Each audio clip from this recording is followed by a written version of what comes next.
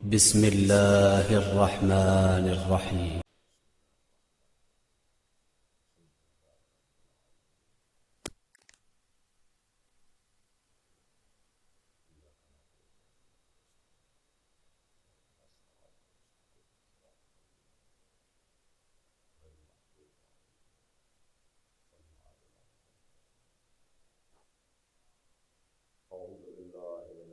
الشيطان الرجيم. بسم الله الرحمن الرحيم.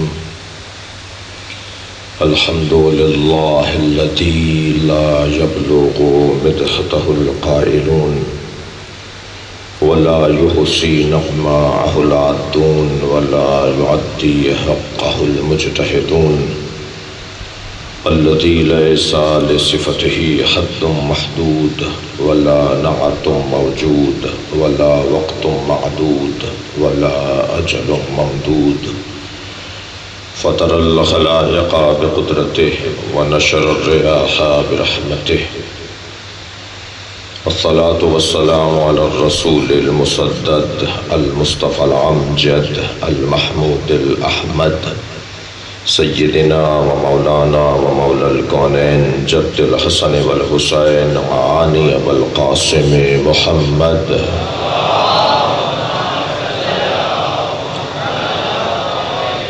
وآله الطيبين الطاهرين المعصومين الذين قال الله إنما يريد الله ليذهب عنكم الرجس أهل البيت ويطهركم تطهيرا.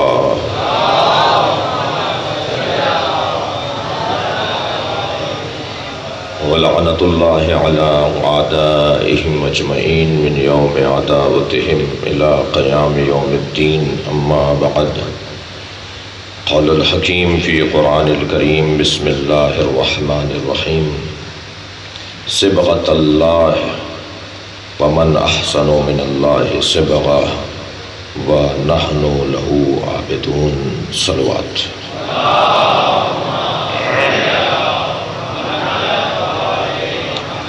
التماس کروں گا ایک سورہ فاتحہ 3 مرتبہ سورہ اخلاص حاضرین مجلس کے مرحومین، خاص طور پہ جناب اقبال شاہ صاحب کے مرحومین سید مقبول حسین ابن سید توسل حسین، سیدہ ریاض فاطمہ بنت سید محمد عباس، سیدہ نسیم فاطمہ بنت سید مقبول حسین رحم اللہ مدخلہ. الفاتحہ. بسم اللہ الرحمن الرحیم.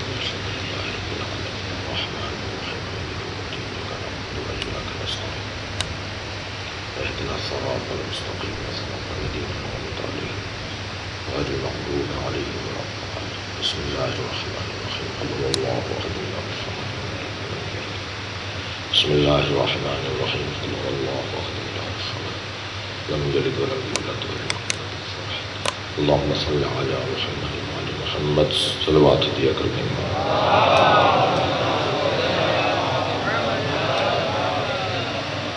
سورہ مبارکہ بقرہ کی 138ویں آیت ہے جسے آپ کے سامنے میں نے تلاوت کیا.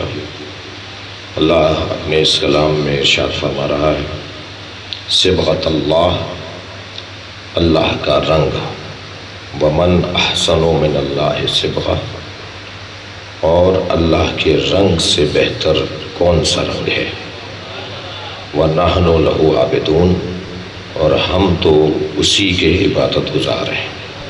ایک صلوات پڑھیں محمد وعلیہ.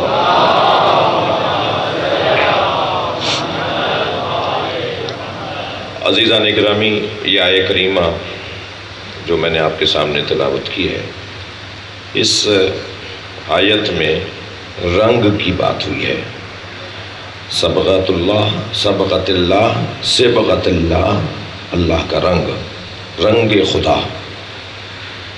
اضافہ جہاں استعمال ہوتا ہے اور جہاں اضافت کی بات ہوتی ہے، مضاف مضاف الیہ کی بات ہوتی ہے، وہاں ترجمے کیے جاتے ہیں 2 طرح سے. غلام و زیدن، زید کا غلام. اب یہ زید کا غلام زید کی ملکیت کے معنی میں استعمال ہو رہا ہے، اور ایک معنی یہ کہ یہ صبغۃ اللہ، اللہ کا رنگ، یعنی معاذ اللہ پر چڑھا ہوا رنگ، یہ ترجمہ نہیں کیا جائے گا، بلکہ صبغت اللہ کا رنگ جو کسی اور پہ چڑھتا ہے۔ اللہ کا رنگ جب ہم کہہ رہے ہیں تو ایک معنی یہ ذہن میں آئیں گے کہ مثلا اس مائک کا رنگ، صرف مثال بات روشن ہونے کے لیے بچوں اور جوانوں کے لیے عرض کروں گا، اس چادر کا رنگ، یعنی اس چادر پہ جو رنگ چڑھا ہوا ہے وہ رنگ۔ اور ایک مرتبہ یہ معنی نہیں ہوں گے، یعنی اللہ کے باب میں یہ معنی نہیں ہوں گے۔ اللہ کے بارے میں جب بات کریں گے تو پھر یہ نہیں کہیں گے کہ اللہ پہ معاذ اللہ چڑھا ہوا رنگ، کیونکہ رنگ چڑھتا ہے جسم پر، رنگ ایک جوہر ہے۔ صلوات پڑھیں ذرا محمد والے۔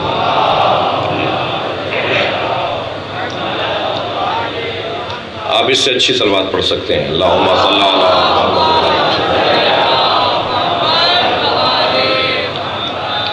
یہ جو جسم ہے، جسم کی ضرورت ہے کہ اس پہ رنگ ہو، اور یہ جو اللہ نظر نہیں آتا، ذرا جوان توجہ بڑھائیں، اپنی بزرگوں کو سبق سنا کے ان سے دعا لینی ہے۔ یہ جو ہم کہتے ہیں نا اللہ کو دیکھا نہیں جا سکتا، لا یدرکہ الابصار، آنکھیں اسے دیکھ نہیں سکتی۔ لن ترانی، حضرت موسیٰ سے اللہ کہہ رہا ہے تم مجھے دیکھ ہی نہیں سکتے۔ جی، بصارت بھی اور رویت بھی، یہاں دو لفظ استعمال ہوئے اللہ کے بارے میں۔ لن ترانی میں رویت کا لفظ آیا ہے، اور لا یدرکہ الابصار کے اندر بصارت کا لفظ آیا ہے، یعنی رویت اور بصارت۔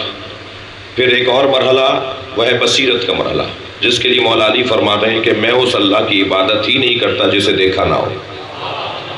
تو وہ علی کون سی رویت کی؟ علی رویت کی بات نہیں کر رہے، علی بصارت کی بات نہیں کر رہے، علی بصیرت کی بات کر رہے ہیں۔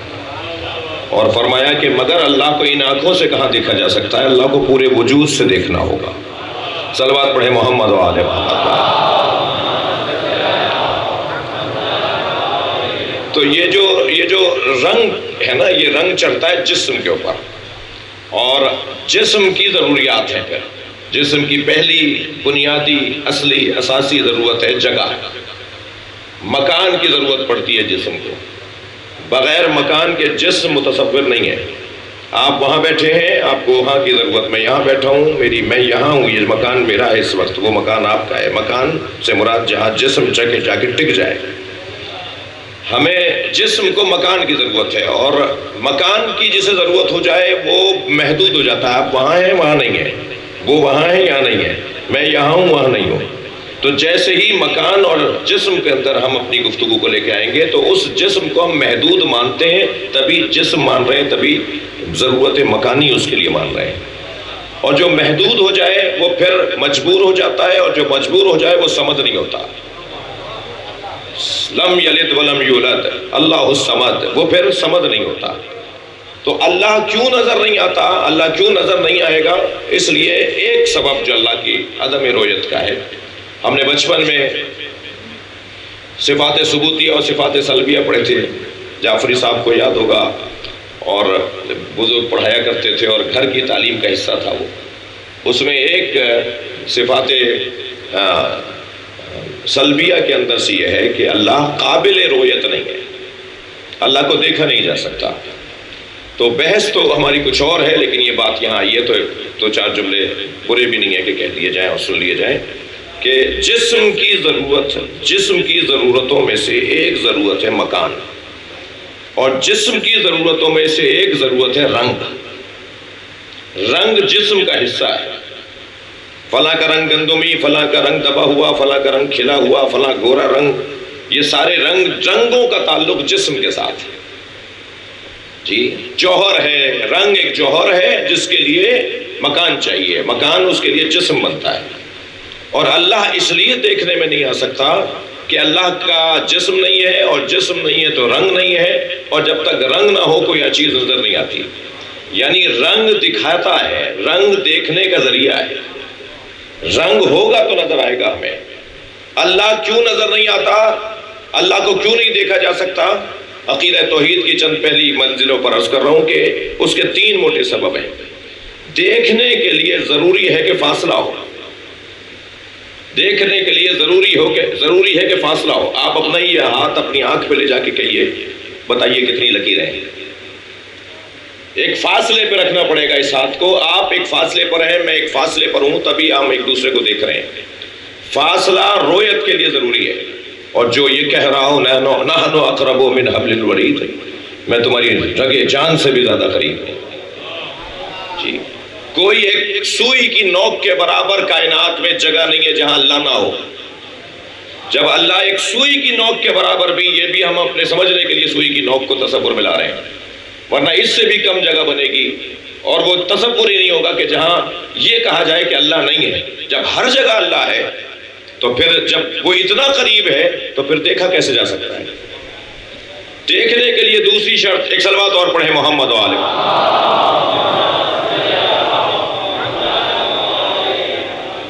قدر جناب اعجاز مظہر صاحب کی کل کی مجلس سے آج کی مجلس کچھ مربوط ہوتی نظر آ رہی ہے، مگر ارادہ نہیں ہے کہ پوری طرح عقیدہ توحید پر ہی بات ہو.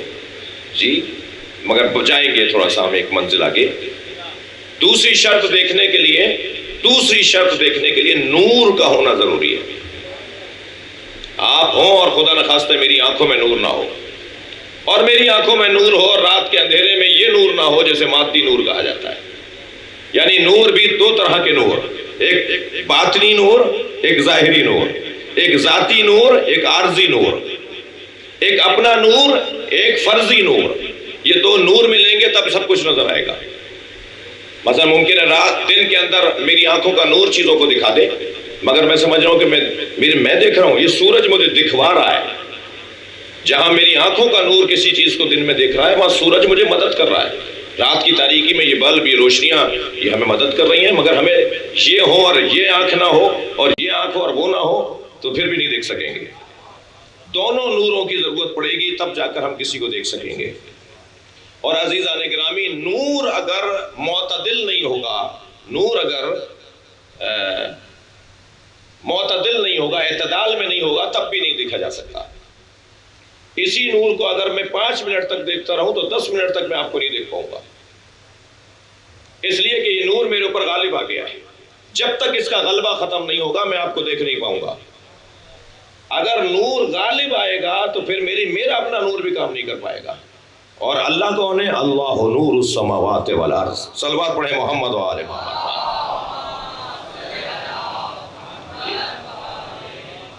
بھائی اہل علم تشریف فرمائیں، اہل دقت بیٹھے ہوئے ہیں. یہ گفتگو مانوس ہے آپ کے لیے، اور میں آپ میں سے بہت سے لوگوں کو دیکھ کر ہی حوصلہ پاتا ہوں کہ اس طرح کی مکتبی گفتگو بھی کی جائے، اور وہ گفتگو بھی کرنی آتی ہے جو آپ بعض جگہ ہم سے سنتے ہیں. صلوات پڑھیں ذرا محمد و آل محمد. تو دوسری شرط ہوئی، میرے بچے اور جوان ذرا گردن ہلاتے رہیں گے میری بات جا رہی ہے تو. دوسری شرط ہوئی نور کا ہونا. نور کے بغیر رویت نہیں ہو سکتی، دیکھنے میں نہیں آ سکتا. اور تیسری شرط ہے جسم کا ہونا. جسم کے بغیر آپ کسی، بہت ساری چیزیں ہیں جنہیں آپ نے، ہوا ہے نظر آتی ہے، ہوا ہے مگر آپ کو نظر آتی ہے، ہمیں نظر آتی ہے کیونکہ جسم نہیں ہے اس کا. فرشتے نظر نہیں آئیں گے، جن نظر نہیں آئیں گے اس لیے کہ ان کا جسم نہیں ہے. مجرد فرشتے نظر نہیں آئیں گے اس لیے کہ وہ مجرد ہیں، جسم نہیں رکھتے، مادی جسم نہیں رکھتے. وہ عارضی طور پر کبھی کبھی انہیں جسموں میں اگر منتقل کیا جاتا ہے تو وہ ان کا نزول ہو رہا ہوتا ہے، وہ انہیں نیچے آنا پڑ رہا ہوتا ہے، اپنی حیثیت سے نیچے آنا پڑ رہا ہوتا ہے. جب وہ بدن کے اندر آتے ہیں بہت خوش نہیں ہوتے وہ بدن میں آ کر، اس لیے کہ انہیں نیچے آنا پڑ رہا ہوتا ہے. یہ قرآن مجید دو طرح کا کیوں بیان ہوا ہے قرآن ہی کے اندر؟ ایک قرآن جو کتاب مکنون کے طور پر اللہ نے یاد کیا ہے، لا یمسہ الا المطہرون جسے کہا ہے، جسے صاحبان طہارت کے علاوہ کوئی اور مس نہیں کر سکتا. ہم تو روزانہ مس کرتے ہیں، ہندو بھی اٹھا لیتے ہیں قرآن عدالت کے اندر. مثلا کوئی بغیر وضو کے بھی قرآن اٹھا لیتا ہے. تو پھر قرآن یہ کیا کہہ رہا ہے؟ لا یمسہ الا المطہرون، صاحبان طہارت کے علاوہ کوئی اسے مس نہیں کر سکتا. بہت سارے لوگ مس کر رہے ہیں، عذاب نہیں آ رہا، کوئی پہاڑ نہیں گر رہا، کوئی آسمان نہیں ٹوٹ رہا. یہ کیا ہو رہا ہے؟ یہ کون سا قرآن ہے؟ کتاب مکنون، جی، فی لوح محفوظ، لا یمسہ الا المطہرون. وہ جو لوح محفوظ پر قرآن ہے نا، جو کتاب مکنون ہے، چھپی ہوئی کتاب، اس چھپی ہوئی کتاب کو سوائے صاحبان طہارت کے کوئی مس نہیں کر سکتا. اور وہ کون ہیں جو اس کو مس کر سکتے ہیں؟ وہ وہی ہیں کہ جنہیں پر اللہ نے انما یرید اللہ لیذھب عنکم الرجس اہل البیت ویطہرکم، وہ ہیں کہ جو اس لوح محفوظ والے کتاب مکنون کو مس کر سکتے ہیں. کتاب مکنون جو لوح محفوظ پر ہے. آپ کی دقتیں میرے ساتھ ہیں تو مجھے حوصلہ مل رہا ہے. 3 سال کی عمر ہے میرے مولا امام حسن مجتبیٰ علیہ السلام کی.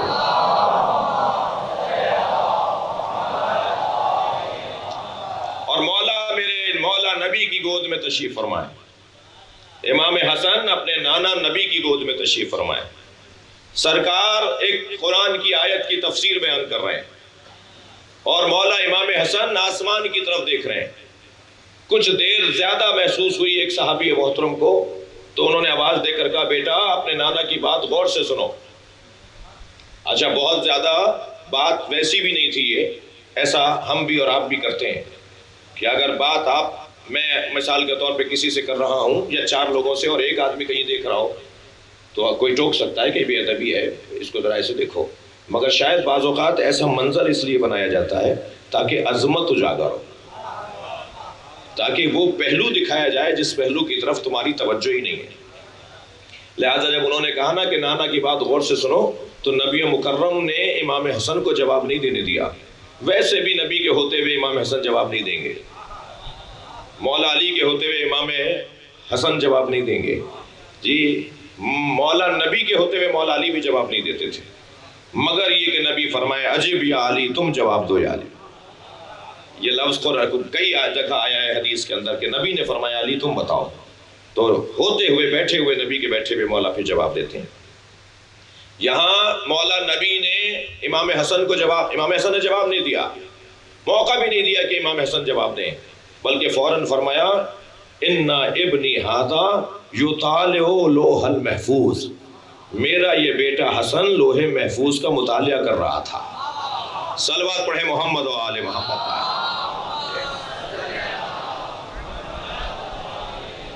اللہ مغفرت فرمائے علامہ طالب جوہری رحمت اللہ علیہ کی. میں ان کو پڑھ رہا تھا تو انہوں نے فرمایا کہ اس حدیث میں ایک نسخہ بدل بھی ہے. نسخہ بدل یہ ہے کہ یلاحظو کی جگہ علامہ فرماتے ہیں، میں نے ڈھونڈنے کی کوشش کی، مجھے اب تک نہیں ملا ہے. میری یقیناً یہ مجلس عام ہوگی اور کوئی اہل علم میرا یہ کم علمی اور میری کمزوری کو محسوس کرے گا تو مجھے ضرور اطلاع کرے گا کہ مولانا فلاں کتاب میں یہ لفظ موجود ہے جو جوہری صاحب نے بیان کیا ہے. مگر میرے لیے خود جوہری صاحب کا فرما دینا بھی اعتبار رکھتا ہے. بزرگ ہیں اور معتبر اور ایک مستند مجتہد اور عالم دین ہمارے گزرے ہیں. تو وہ فرماتے ہیں کہ یلاحظو کی جگہ، یلاحظو تو سب نے لکھا ہے، اس کے حوالے بہت ہیں ہمارے پاس. اِنَّ ابنی ھذا، میرا یہ بیٹا، امام حسن کے لیے فرما رہے ہیں میرا یہ بیٹا لوح محفوظ کا مطالعہ کر رہا ہے. ٹھیک ہے. اچھا جب یہ آسمانوں کی طرف دیکھ رہے ہیں تو ہماری تو آنکھوں میں کتنی کہاں تک دیکھ پائیں گے آپ جی. اچھا آسمانوں سے مراد بھی کچھ اور ہے، کسی اور جگہ بات ہو، لیکن علامہ فرماتے ہیں کہ میں نے یلاحظو بھی دیکھا ہے. اِنَّ ابنی ھذا یطالع لوح المحفوظ، میرا یہ بیٹا یہ مطالعہ کر رہا ہے لوح محفوظ کا. اور وہ فرماتے ہیں یلاحظو بھی ہے. دقت کی آپ نے؟ اور یلاحظو اور یطالع میں فرق ہے. مطالعہ کیا جاتا ہے حصول علم کے لیے، ملاحظہ کیا جاتا ہے تبدیلیوں کے لیے. یہ گھرانہ وہ ہے جو ہماری تقدیریں بھی بدل سکتا ہے. اور دلیل دے دوں، یہ بات تھوڑی سنگین ہو گئی ہے. صلوات پڑھیں ذرا محمد وآل.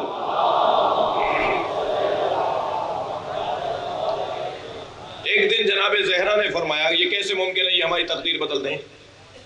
بات تھوڑی سنگین ہے جی. یہ میں بہت روا روی میں کہتا ہوں کہ جی جس نے کچی پکی نہیں پڑھی ہو اسے میٹرک کی باتیں سمجھ میں نہیں آئیں گی.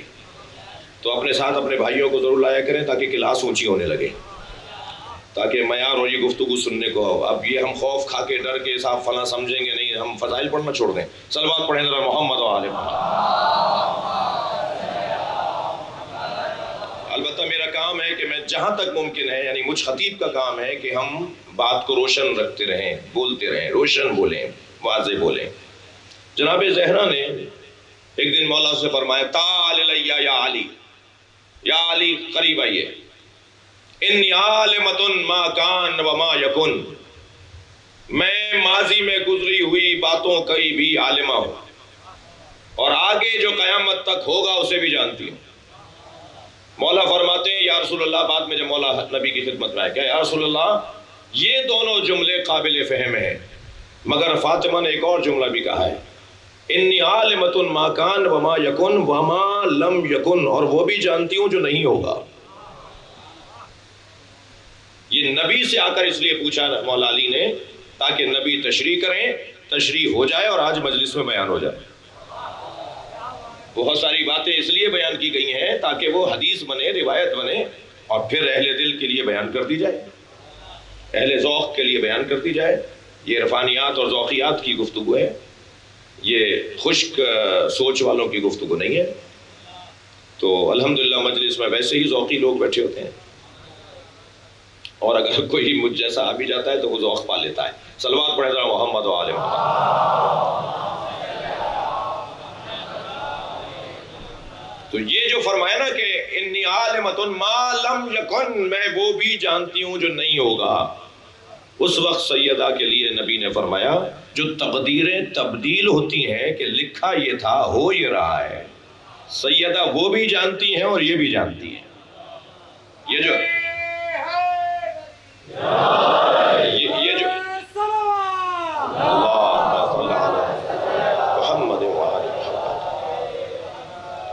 یطالع لوح المحفوظ یلاحظ لوح المحفوظ، وہ کتاب مکنون، وہ کتاب مکنون وہاں تک یہ جاتے ہیں، یہ وہیں کے ہیں اور کتاب بھی وہیں ہے۔ اور کتاب مکنون کے علاوہ جو کتاب کی دوسری تصویر ہے جی، وہ ہے کتاب منزل، نازل شدہ کتاب۔ عربی زبان میں اترنے کو نزول کہتے ہیں، چڑھنے کو صعود کہتے ہیں جی۔ صعود الطائرات، آپ دبئی ابو ظہبی عرب ممالک کی ایئرپورٹس پر 2 گھنٹے کا جب آپ کا ٹرانزٹ ہوتا ہے، آپ بیٹھے ہوتے ہیں تو وہاں پر وہ آوازیں لگ رہی ہوتی ہیں کہ فلاں طیارہ اب اتر رہا ہے، نزول الطائرات، پھر کہتے ہیں صعود الطائرات، کبھی کبھی حبوط الطائرات بھی کہتے ہیں۔ نزول اور حبوط ایک ہی معنی میں جی، کسی چیز کے اترنے کو بھی نزول بھی کہتے ہیں، حبوط بھی کہتے ہیں۔ یہ لفظ آپ کے لیے غیر مانوس نہیں ہے جی، اس لیے کہ ہم اہل بیت کو زیارت جامعہ میں یاد کرتے ہوئے کہتے ہیں السلام علیکم یا اہل بیت النبوہ معدن الرسالہ محبت الوحی۔ محبت کہتے ہیں کسی چیز کے اترنے کی جگہ، حبوط محبت۔ صلوات پڑھیں ذرا محمد و آل۔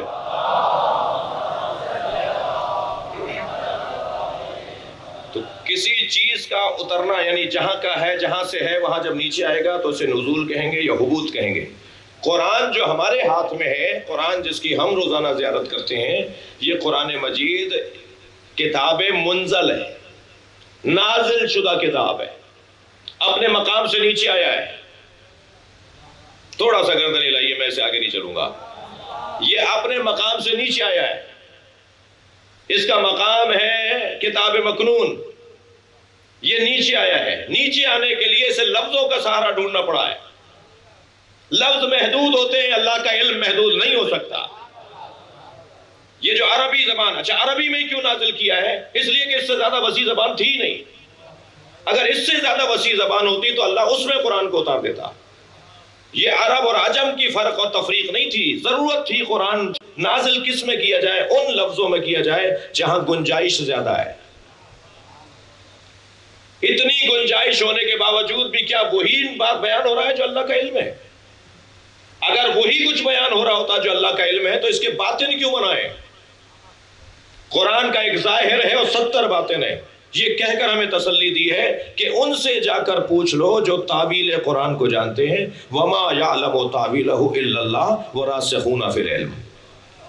تم ظاہر کو دیکھ کر ایک بات سے الجھ جاتے ہو، اس کے تو 70 باتیں ہیں، اور اس کے 70 باطنوں کو جاننے والے وہ ہیں کہ جنہیں اللہ نے علم میں راسخ کیا ہے۔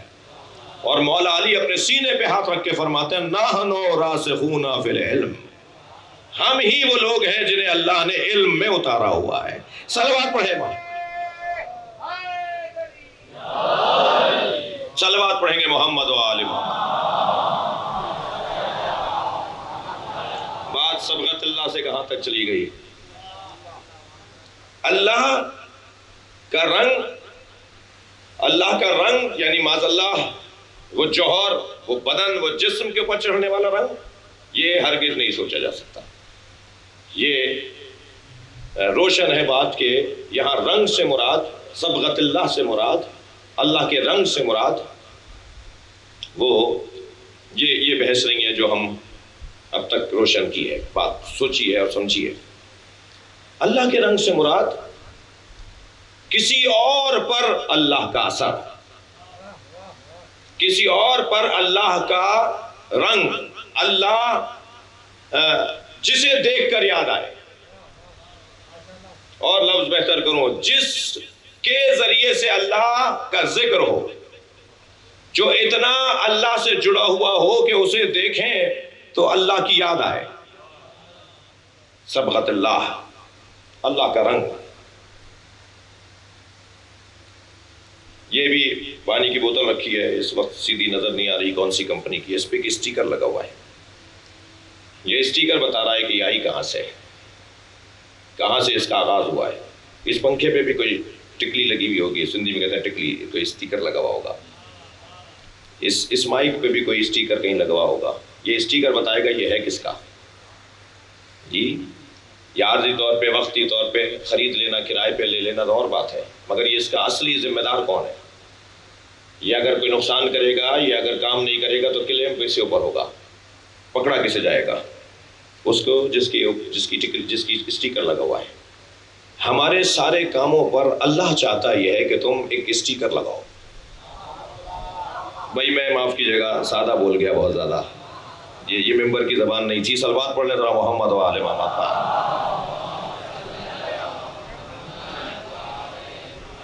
اللہ چاہتا ہے مہر لگاؤ، چلے مہر کا لفظ اچھا ہے، تم اپنے وجود پر مہر لگاؤ۔ وہ جو سب پر اللہ مہر، دیکھیں ہر کمپنی کی چیز پہ مہر لگی ہوئی ہے، میں نے مثالیں دے دی۔ ہم بھی کہیں سے بن کر آئے یا نہیں؟ یا ہم ہمیشہ سے؟ اگر ہمیں کسی نے بنایا ہے تو کس نے بنایا ہے؟ بس جس نے بنایا ہے وہ ہم پر اختیار چھوڑ رہا ہے کہ خود اپنے اوپر میری مہر لگاؤ، بسم اللہ الرحمن الرحیم، ہر کام کرنے سے پہلے بول کر۔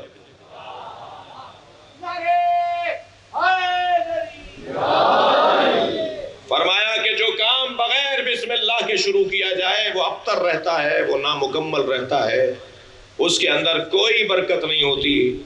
اپنے کاموں کو منسوب کر دو میرے ساتھ، اور جب ہم اللہ کے ساتھ اپنے کاموں کو منسوب کر دیں گے تو منسوب کرتے وقت سوچیں گے کہ یہ شایان شان پروردگار بھی ہے، تو خود بخود وہ کام چھوڑ دیں گے جو اس کی شان کے مطابق نہیں ہے۔ تو یہ بسم اللہ بولنے سے تو 50 کام ہمارے سیدھے ہو جائیں گے۔ صلوات پڑھیں ذرا محمد و آل۔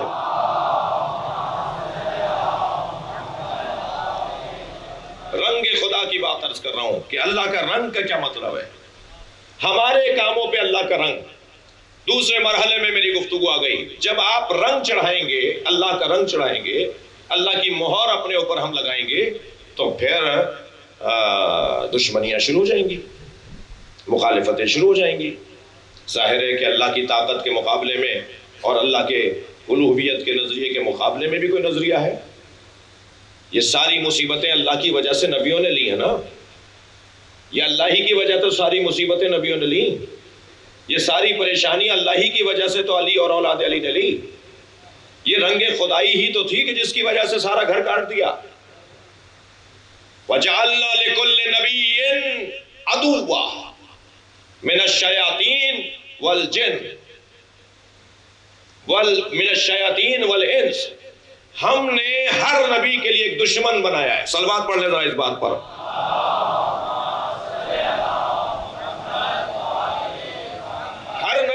دشمن اللہ نے بنایا ہے۔ اچھا، اللہ نے دشمن کو خلق کیا ہے یا نہیں؟ اس کا تقاضا ہے کہ ایک دشمن بن کر سامنے آئے۔ ہر صحیح بات اور ہر رنگ خدائی کے مقابلے میں ایک مقابلہ ہوگا اور اس کی مخالفت ہوگی۔ سارے نبیوں نے جو تکلیفیں اٹھائیں، مولا علی نے اور اہل بیت نے جو زحمتیں اٹھائیں، اور آپ نیچے اترتے آ جائیے، ان کو سوچتے ہوئے نیچے آتے چلے جائیے، جتنے بھی نظریاتی لوگ تکلیفیں اٹھاتے ہیں، جتنے بھی اصول پسند لوگ تکلیفیں اٹھاتے ہیں، جتنے بھی اصول پسند لوگ اور اصولوں پر چلنے والے لوگ تکلیفیں اٹھاتے ہیں، وہ تکلیفیں پہنچانے والے اللہ نے بھیجے ہیں یا اس کا تقاضا ہے کہ تم نے جو اصول بنائے ہوئے ہیں؟ اصولوں کا بنانا تقاضا لائے گا کہ تمہاری کوئی مخالفت کرے۔ یہ کوئی خوشی کی بات نہیں ہے کہ میرا کوئی دشمن نہیں ہے۔ لوگ تین طرح کے ہیں دنیا میں. وہ جس کا کوئی دشمن نہیں ہے اسے منافق کہتے ہیں. وہ جس کے سب دشمن ہیں اسے کافر کہتے ہیں. وہ جس کے کچھ دشمن ہیں اور کچھ محب ہیں اسے مومن کہتے ہیں.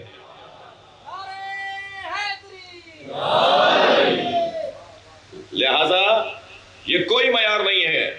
جتنا نظریہ پختہ ہوتا چلا جائے گا، جتنا رنگ خدائی چڑھتا چلا جائے گا، جس طرح صبغت اللہ غالب آتی چلی جائے گی، اتنی مخالفتیں بڑھتی چلی جائیں گی.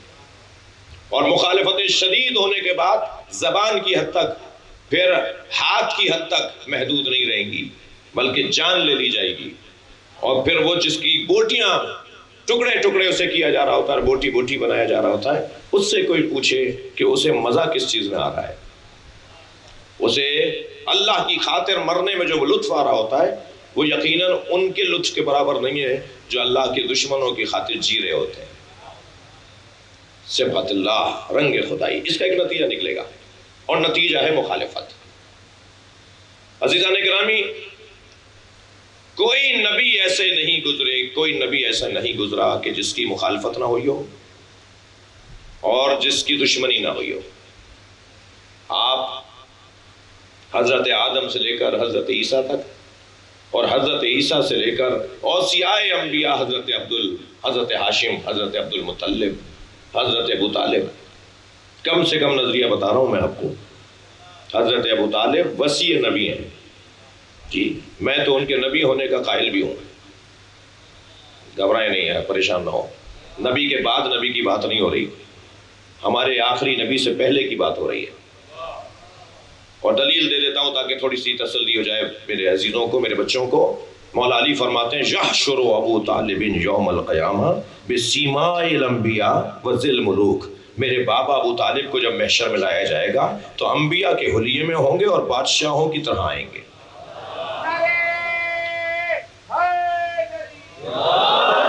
تھوڑا سنگین نظریہ ہے، اس کے اوپر میری مخالفت ہوگی. ایک صلوات پڑھ لیں ذرا محمد و آل محمد. لیکن بڑی تسلی کے ساتھ بات کر رہا ہوں کہ ہمارے نبی کے بعد ہم مولا حضرت ابو طالب کی نبوت کے قائل نہیں ہیں. نبی کے بعد کوئی نبی نہیں ہے، ہم خاتم الانبیاء کے قائل ہیں. مگر نبی سے پہلے حجت خدا کون ہے؟ حجت خدا کو کبھی ہم نبی کہتے ہیں، کبھی رسول کہتے ہیں، کبھی امام کہتے ہیں، اور کبھی وصی نبی کہتے ہیں. تو جو مسلم بات ہے وہ تو یہ ہے کہ حضرت ابو طالب، حضرت عبد المطلب، حضرت ہاشم، یہ دور خالی رہے گا نا پھر حجت خدا سے، اگر آپ وصی نبی نہیں مانیں گے تو. اور کوئی زمانہ حجت خدا سے خالی رہ نہیں سکتا. یہ اعلان ہے، یہ قاعدہ ہے، یہ قانون ہے کہ ہر زمانہ حجت خدا کے ساتھ رہے گا، زمانے کے ساتھ حجت خدا رہے گا. الحجت قبل الخلق و مع الخلق و بعد الخلق.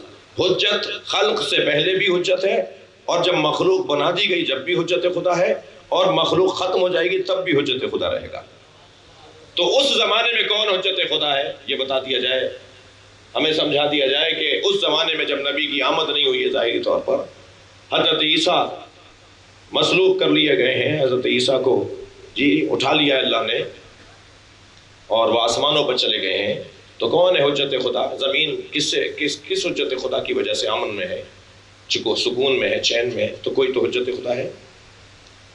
توجہ، ہم اپنے نبی کے بارے میں بھی اگر غور کریں، یعنی انبیاء کرام حضرت آدم سے عیسیٰ، اور عیسیٰ علیہ السلام کے بعد حضرت ہاشم اور حضرت عبد المطلب اور حضرت ابو طالب، ان تمام ہستیوں کے بارے میں بھی دیکھیں تو کوئی ایک نہیں ملے گا کہ جس کی مخالفت نہ ہوئی ہو.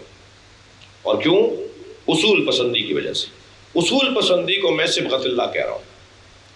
سب سے بنیادی اساسی اصول، ایک جملہ ہم نے نجام جعفری صاحب کے اشرے کے اندر نجم الحسن صاحب کے یہاں کہا تھا کہ انسان کی جو شخصیت ہے وہ 4 مرحلوں سے گزرتی ہے. فکر کی بلندی، اور جس کے ہاں فکر کی بلندی ہو اس کے ہاں کردار بلند ہوتا ہے، اور جب کردار بلند ہو تو فضائل زیادہ ہونا شروع ہو جاتا ہے، اس کی عظمتیں بڑھنا شروع ہو جاتی ہیں، اس کی جو فضائل کی اور اس کے جو محاسن ہیں، اس کی خوبیاں ہیں، وہ اجاگر ہونے لگتی ہیں. کردار کے بعد فکر، کردار، فضائل، اور آخری مرحلہ ہے مصیبت. جتنا کردار بلند ہوتا چلا جائے گا اتنی ہی مصیبت بڑھتی چلی جائے گی. اتنی پریشانیاں بڑھتی چلی جائیں گی، معاف کیجیے گا، جتنے فضائل بڑھتے چلے جائیں گے اتنی مصیبتیں بڑھتی چلی جائیں گی، اس لیے کہ فضائل کا مصائب کے ساتھ اور مصائب کا فضائل کے ساتھ بڑا گہرا تعلق ہے۔ سب کو پریشانیوں کا سامنا کرنا پڑا، سب کو اس رنگ خدائی کی وجہ سے تکلیفیں اٹھانا پڑیں، اور تمام انبیاء کرام کی بارے میں گفتگو بھی ایک علیحدہ عبرت حاصل کرنے کے لیے، سبق سیکھنے کے لیے، حوصلے بڑھانے کے لیے، اور غیر نظریاتی اور رنگ الہی سے ہٹے ہوئے لوگوں کی حوصلے شکنی کے لیے وہ ذکر بھی کرنے کا ذکر ہے، وہ بھی بیان ہونا چاہیے، قصص انبیاء بیان ہونا چاہیے۔ مگر عزیزان گرامی، ہمارے نبی کے ساتھ کیا ہوا؟ مولا علی کے ساتھ کیا ہوا؟ وہ وہی ہوا کہ جو صبغت اللہ کی وجہ سے ہوتا ہے، رنگ خدائی کی وجہ سے ہوتا ہے۔ کیا ہمارے نبی کی مخالفت نہیں ہوئی؟ ممکن ہے ذہن میں پہلی مرتبہ یہی آئے کہ کافروں نے کی، مشرکوں نے کی۔ عزیزان گرامی، کافروں و مشرکوں نے تو نبی کی مخالفت کی، مگر مسلمان نما لوگوں نے بھی تو کی۔ جی، کچھ ایسے لوگوں نے بھی کی کہ جو بظاہر مسلمان ہیں۔ بہت زیادہ گفتگو پیچیدہ ہونے سے بچانے کے لیے میں سورہ منافقون کی طرف توجہ دلاؤں گا۔ لا الہ الا اللہ یہ اسلام کا ظاہر ہے، یہ بھی رنگ خدا ہے، مگر علی ولی اللہ یہ اسلام کا باطن ہے۔ ظاہر کو صحیح کرنے کے لیے اسلام کہا جاتا ہے، اور باطن کو صحیح کرنے کے لیے ایمان کہا جاتا ہے، جو بغیر علی کے ممکن نہیں ہے۔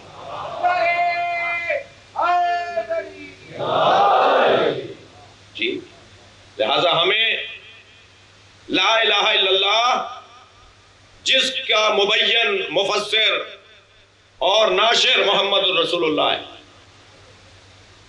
اور علی ولی اللہ، یہ جو تین مراحل عقائد ہیں، یہ در حقیقت رنگ خدائی میں شدت کے مترادف ہیں۔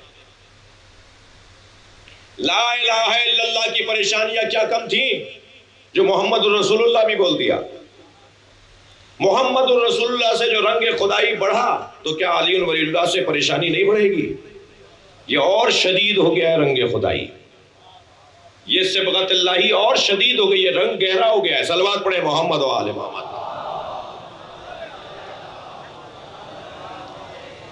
وقت میرے پاس تنگ ہو گیا، شاہ صاحب بہت دیر سے مجلس ہو رہی ہے، اس لیے یہاں میں گریز لینے کا ارادہ کر رہا ہوں، ورنہ کوئی 8-10 مثالیں میں لکھ کر لایا تھا آپ کے لیے کہ نبی مکرم کی مخالفت خود نبی کے سامنے، منہ پر نبی کے آ کے مخالفت ہوتی تھی، اور وہ ہر اصول پسند کی مخالفت ہوگی، ہر رنگ خدائی رکھنے والے کی مخالفت ہوگی۔ یہ قاعدہ ہے، قانون ہے، اور ہر شخص کو تیار رہنا چاہیے، اگر وہ نظریاتی ہے، اصول پسند ہے، اصول گرا ہے۔ صلوات پڑھیں ذرا محمد و آل محمد۔ تو مخالفت ہونی ہے، اور شدت ہو جاتی ہے جب لا الہ الا اللہ کی پریشانیوں کے بعد محمد رسول اللہ، اور پھر اور شدید ہو جاتا ہے رنگ خدا جب علی ولی اللہ بھی پڑھ دیا جاتا ہے۔ جی، اس بحث میں نہیں جا رہا کہ علی ولی اللہ کو میں سنی بھائیوں پہ ثابت کروں، اس وقت یہ میرا مضمون نہیں ہے، بہت روشن بات ہے، ثابت ہے، بولنا بہت مشکل ہے۔ شاید ہی کوئی آپ کو سنی بھائی ملے جس پہ علی ولی اللہ ثابت نہ ہو، مگر بولنے کے لیے ہمت چاہیے، بولنے کے لیے جرأت چاہیے، بولنے کے لیے مخالفتوں کو مول نہ لینا پڑے گا، بولنے کے لیے خونریزی ہوگی، ان کا اپنا خون گرے گا، لیکن جسے اس میں مزہ آ جاتا ہے وہ بار بار بولتا ہے۔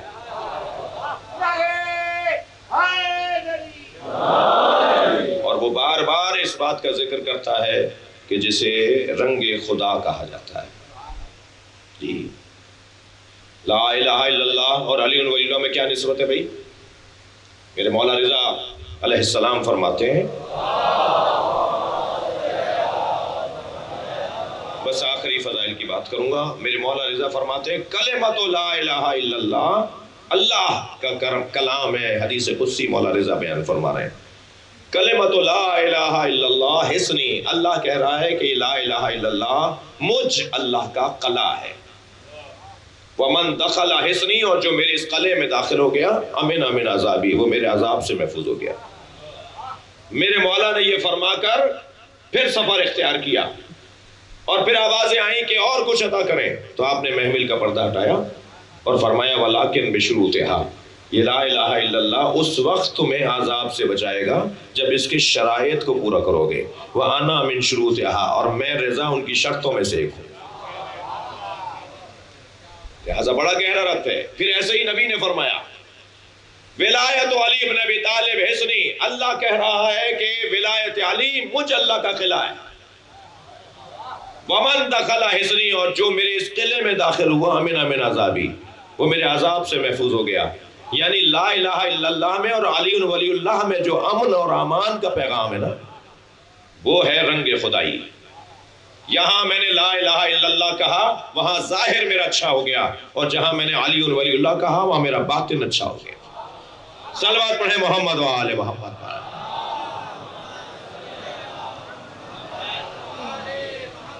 عزیزان گرامی، خدا کا شکر کہ اس رنگ میں رنگنے کی ہم کوشش کر رہے ہیں کہ کسی طرح یہ رنگ ہمارا شدید ہوتا چلا جائے، اور یہی کام آنے والا ہے اس دنیا میں بھی اور اس آخرت میں بھی۔ یہ تو طے ہے کہ محشر ان کے پاس ہے، یہ طے ہے کہ آخرت ان کے ہاتھ میں ہے۔ جناب خواجہ حسن نظامی دہلی کی درگاہ کے سجادہ نشین متولی،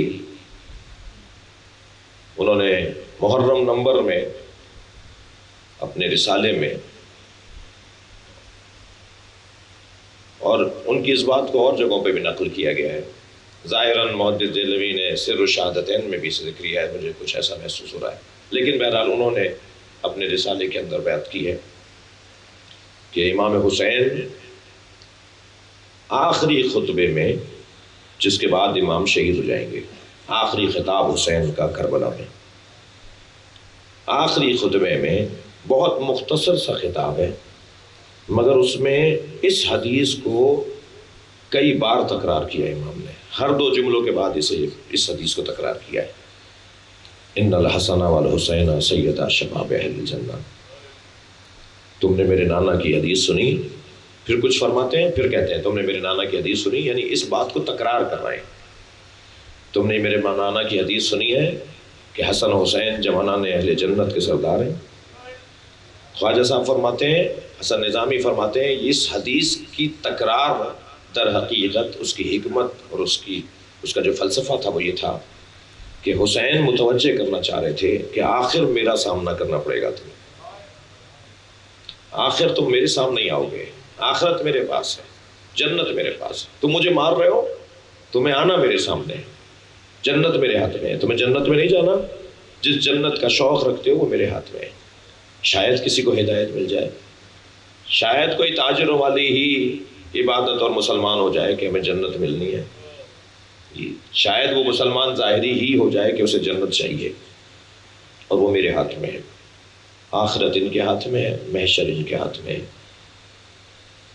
نبی فرماتے ہیں وہ بسو علی البراق، میں براق پر بٹھا کر لایا جاؤں گا، وَيُبْعَثُ عَلِي عَلَى نَاقَتِهِ، اور علی میرے ناقے پر بٹھا کے لائے جائیں گے، وَيُبْعَثُ الْحَسَنُ وَالْحُسَيْنُ عَلَى نَاقَتَيْنِ، حسن و حسین اپنے اپنے ناقوں پر ہوں گے، وَيُبْعَثُ الْأَنْبِيَاءُ عَلَى الدَّوَّابِ، اور انبیاء اپنی اپنی سواریوں پر ہوں گے۔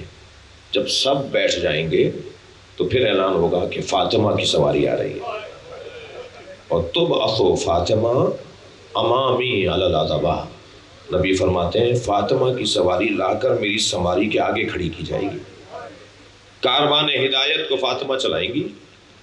مجھے یہ حدیث اس وقت تک روشن نہیں ہوئی جب تک میں نے اس حدیث کو نہیں سمجھا کہ نبی نے فرمایا فاطمہ تو ام ابیہا، فاطمہ اپنے باپ کی ماں ہے، تو جب ماں کہہ دیا تو آگے چلنے کا جواز بنتا ہے، اور حدیث بھی کہہ رہی ہے کہ سیدہ کی سواری سب سے آگے ہوگی، پھر کاروان ہدایت سجے گا، اور یہ کاروان ہدایت جنت کی طرف لے جایا جائے گا۔ تو جب کرسی کے سامنے سے بی بی کی سواری گزرے گی، عرش کے سامنے سے جب سیدہ کی سواری گزرے گی، جہاں کہہ لیجئے کہ جلال الہی ہوگا، وہاں سے جب سیدہ گزریں گی تو کہیں گی کہ میری سواری کو روک دو۔ جب بی بی کی رکے گی سواری تو ساری سواریاں رکیں گی، تو آواز قدرت آئے گی، فاطمہ کیوں رکی ہو؟ فرمائیں گی یا اللہ مجھے آج انصاف چاہیے، بِأَيِّ ذَنبٍ قُتِلَتْ، میرے بچوں کو کس جرم میں مارا گیا؟ آواز قدرت آئے گی، فاطمہ مانگو، کیا مانگنا چاہتی ہو؟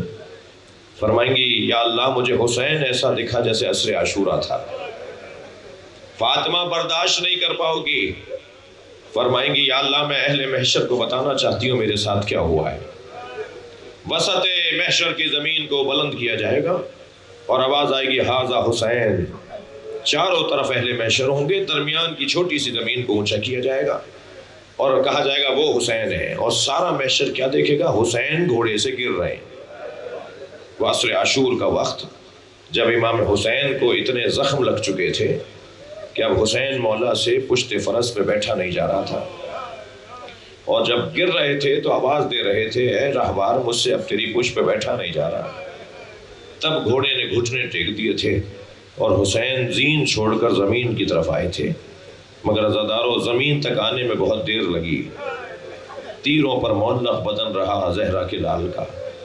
وہ مرحلہ بھی بڑا سخت تھا جب قاتل خنجر لے کر آگے بڑھ رہے تھے، حلقہ تنگ ہو رہا تھا، حسین مولا کے بدن کے اطراف میں دائرہ بنا کر ذوالجناح چکر کاٹ رہا تھا، کسی کو قریب نہیں آنے دے رہا تھا، جو بھی قریب آتا تھا یہ ذوالجناح حسین کی حفاظت کرتا تھا۔ تو پسر سعد کی آواز آئی کوئی ذوالجناح کو تیر نہ مارے، میں نے بچپن میں نبی کو اس پہ بیٹھے دیکھا ہے۔ اجرکم اللہ، اجرکم اللہ۔ عزادارو کہنے لگا کہ اسے پکڑ کر لے آؤ، میں اسے تبرک کے طور پہ رکھوں گا۔ تو جو آگے بڑھتا تھا وہ اسے زخمی کر دیتا تھا، اور جب اس کو پکڑ رسیاں پھینک پھینک کے اسے پکڑنے کی کوشش کی، آیت اللہ رسولی محلاتی نے لکھا ہے، استاد مطہری نے لکھا ہے اس تمام واقعے کو، اور پھر جب اسے پکڑنے کی کوشش ہو رہی تھی تو یہ اپنی حفاظت میں حسین سے کچھ دور ہو گیا۔ جب کہا نا کہ اسے چھوڑو، یہ دیکھو کرتا کیا ہے، یہ کسی کے قابو میں نہیں آ رہا تھا، بپھرا ہوا تھا پوری طرح سے، کسی کے قابو میں نہیں آ رہا تھا۔ تو جب اس سے پیچھے ہٹے لوگ، سپاہی اسے چھوڑ کے پیچھے ہٹے، تو اس نے دائیں بائیں دیکھنا شروع کیا، گویا دیکھ رہا تھا کہ میں اب کہاں ہوں، تو اسے اندازہ ہوا کہ حسین سے دور ہو چکا ہے۔ تو سنیں گے یہ دوڑا ہے اس طرف جہاں حسین کو اتارا تھا، مگر عزادارو اسے پہنچنے میں دیر ہو چکی تھی، امام کی رگیں کاٹی جا چکی تھی، امام کا سر اقدس نیزے پہ بلند ہو چکا تھا، امام کے گلے سے خون ابل رہا تھا، اس نے اپنی پیشانی حسین کے خون سے رنگین کی اور زمین کربلا پہ ایسے پیر مارنے لگا جیسے ماتم کر رہا ہو، اور پھر دوڑا ہے خیمہ گاہ کی طرف، خیمہ گاہ کی طرف دوڑا ہے۔ یہاں اس کے دوڑنے کا ایک سبب تو یہ ہے جو ابھی بیان کروں گا، ایک سبب اور ہے، اور ایک سبب یہ ہے کہ اس نے سوچا ہوگا کہ حسین کو تو مار دیا، حسین کی بہن کی حفاظت کروں جا کر، مگر عزادارو جب یہ وہاں پہنچا ہے نا تو یہ ڈھونڈ رہا تھا کہ سکینہ کہاں ہے، یہ خیموں کے درمیان چکر کاٹ رہا تھا، اور پھر وہیں جا کے کھڑا ہوا جہاں جناب سکینہ کھڑی تھی، اور بالکل قریب جا کے گردن جھکا کر کھڑا ہو گیا۔ بی بی 2 قدم آگے بڑھی اور گھوڑے کی گردن پہ ہاتھ رکھ کے فرمایا یا جواد و ابی، اے میرے بابا کے با وفا سواری، جواد جواد، اے میرے بابا کے پیارے گھوڑے، میرے بابا تجھ سے باتیں بھی کرتے تھے، میرے بابا تجھ سے گفتگو کرتے تھے، تو ہمیشہ میرے بابا کے ساتھ رہتا تھا، یہ معنی ہوگا جواد کا۔ یا جواد و ابی حل سقیا ابی ام قتل عطشانا، مجھے بس اتنا بتا دے پانی پلا کر مارا یا میرے بابا کو پیاسا مار دیا؟ میرا بابا پیاسا بہت تھا۔ اللہ لعنت اللہ علی قوم الظالمین۔ یا اللہ اس عبادت کو قبول فرما، اس گھر پہ رحمتیں برکتیں نازل فرما، مرحومین جن کے نام ابتدا میں لیے ان کی مغفرت فرما، امام زمانہ کے ظہور میں تعجیل فرما۔ ربنا آتنا فی الدنیا حسنۃ وفی الآخرۃ حسنۃ وقنا عذاب النار۔ یا حسین یا حسین۔